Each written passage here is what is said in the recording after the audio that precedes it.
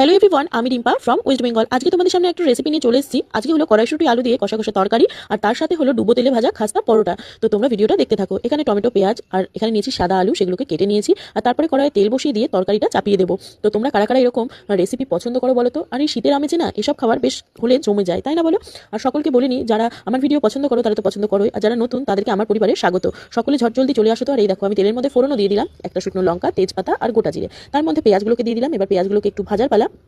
তারপরে দিয়ে দিচ্ছি তার মধ্যে কড়াইশুঁটি, সমস্ত কিছু একসাথে দিয়ে বেশ ভালো করে একটু ভাজা ভাজা করে নিচ্ছি। আর তার মধ্যে আমি অ্যাড করে দিলাম কুচনো আলুগুলোকে। এবার আলুগুলোকেও একটু ভাজা ভাজা করবো, তো গল্পও করি তোমাদের সাথে। তো আলুর মধ্যে দেখো দিয়ে দিচ্ছি নুন, তার মধ্যে দিয়ে দেবো পরিমাণ মতন হলুদ, তারপরে দেবো ভালো করে মশলাটাকে সব কিছু মিশিয়ে নেবো ভালো করে।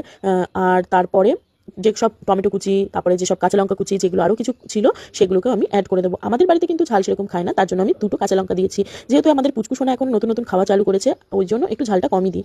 আর এই দেখো, এখানে দিলাম জিরে পাউডার আর দিলাম ধনে পাউডার। এগুলো কিন্তু আমার বাড়িতেই পেস্ট করা মশলা।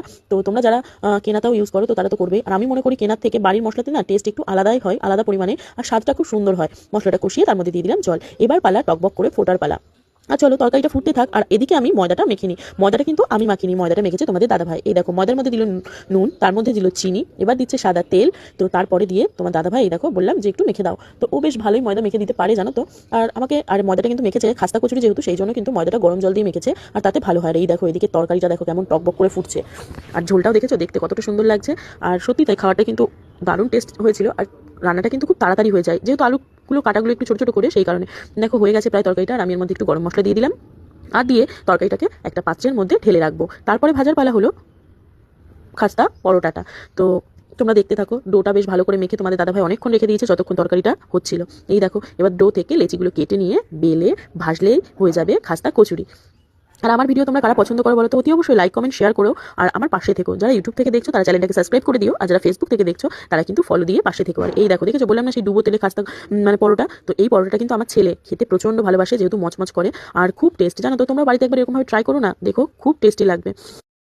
আর এই দেখো, এক এক করে এবার সমস্ত কচুরিগুলোই কিন্তু ভাজার পালা। সরি, কচুরি বলে ফেলেছি, এটা পরোটাগুলো কিন্তু ভাজার পালা। আর তারপরে পরিবেশন করার জন্য আমি নিয়ে নিয়েছি তোমার পুচকু সোনার জন্য একটা দেখো সুন্দর কাঁসার থালা, আর তার মধ্যে আমি পরোটাগুলো এক এক করে দিচ্ছি। আর তার মধ্যে যে আলু তরকারিটা করেছিলাম সেটা দিয়ে দেবো। বাড়িতে তুলেছি, দেখো বেশ কড়াইশুঁটি দিয়ে করেছিলাম তরকারিটা, তোমরা তো দেখলেই। আর সত্যি তাই, মানে তরকারিটাই না অসাধারণ একটা টেস্ট হয়েছিল, তার সাথে কিছু শশা কুচি।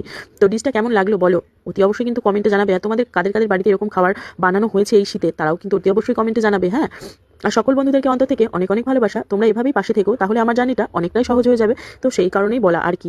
ভালোবাসা দিলেই তো ভালোবাসা পাওয়া যায়। এই কদিনে তোমাদের কাছ থেকে না অনেক ভালোবাসা পেয়েছি। সকল বন্ধুদেরকে অন্তর থেকে অনেক অনেক ভালোবাসা, আর সকলকে বাই।